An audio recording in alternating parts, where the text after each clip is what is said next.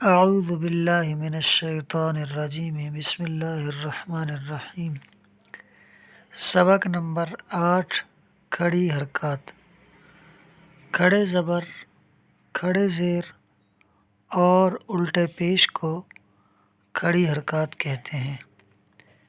کھڑی حرکات حروف مدہ کے قائم مقام ہیں، اس لیے کھڑی حرکات کو بھی حروف مدہ کی طرح ایک الف یعنی 2 حرکات کے برابر کھینچ کر پڑھا جاتا ہے۔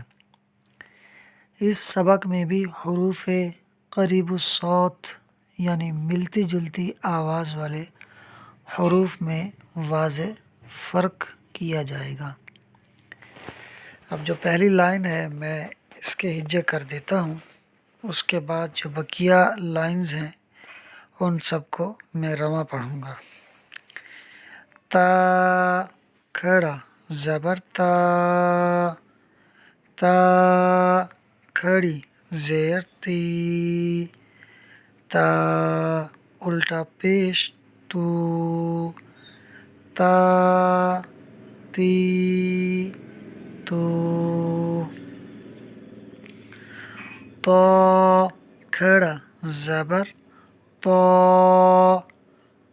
تو کھڑی زیر تی، تو الٹا پیش تو،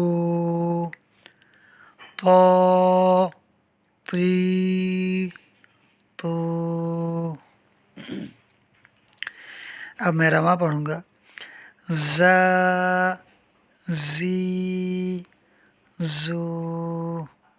آگے یہ جو ذال پڑھیں گے اس کو نرمی سے دانتوں سے زبان لگا کر پڑھیں گے۔ ذا، ذی، ذو۔ وا حروف مستعلیہ میں سے پر پڑھیں گے۔ وا، وی، وو۔ ثا، فی، ثو۔ یہ دیکھیے الف اور الف کے ساتھ حمزہ لکھا ہوا ہے، تو الف پر بھی چونکہ زبر زیر پیش، کھڑا زبر کھڑا زیر الٹا پیش یا تنوین آ جائے تو وہ حمزہ بن جاتا ہے۔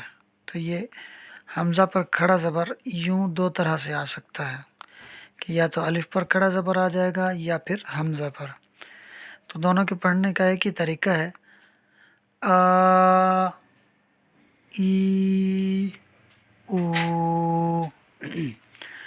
آ، ای، عو، خا، خی، خو، غا، غی، غو، با، بی، بو، ما، می، مو۔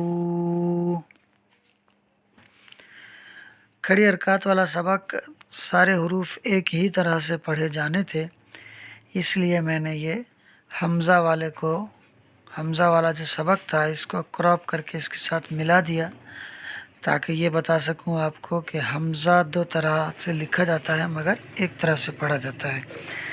اب انشاءاللہ اگلے سبق میں ہم حروف لین کے متعلق پڑھیں گے، اور اس کے بعد انشاءاللہ جو ہماری تختی نمبر سبق نمبر 10 ہوگا وہاں سے